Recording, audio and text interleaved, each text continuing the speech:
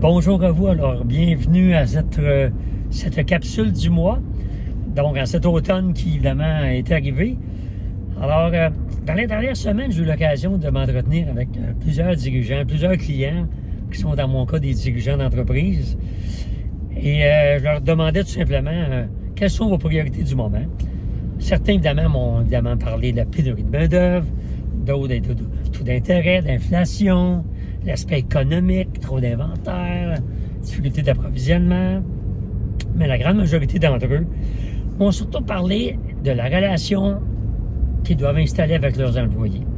C'est-à-dire de créer une relation, un sentiment d'appartenance, du bonheur au travail.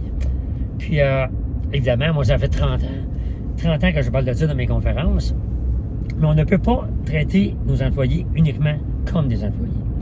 On doit les traiter comme des êtres humains.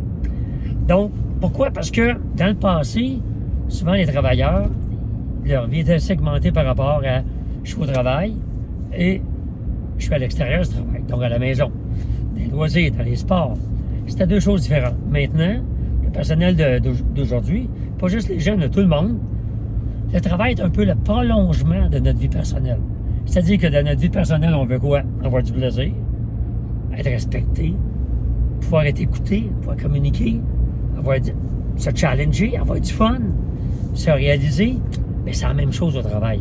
C'est-à-dire que là, ça demande au patron de créer cet environnement-là, de créer un espace de valorisation, un espace de challenge, de pouvoir s'améliorer, se réaliser, de créer un espace de communication, de créer un espace d'échange.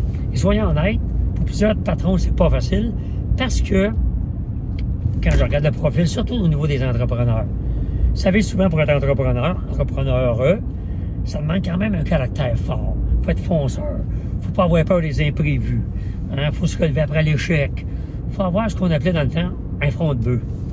Et souvent, ce front de bœuf-là, des entrepreneurs, n'est pas nécessairement compatible avec le petit côté, là, je suis rassembleur, esprit d'équipe, je communique, je m'informe, j'écoute. Donc, pour eux, pour beaucoup d'entre eux, c'est très difficile de faire le lien entre les deux.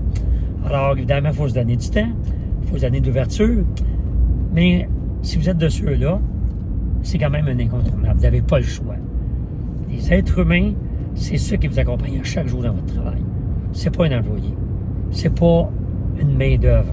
C'est un être humain, puis il veut qu'on le traite comme tel. Alors, ben voilà, j'espère que ce petit message saura vous rejoindre. Donc, on se revoit le mois prochain. À bientôt. Au revoir.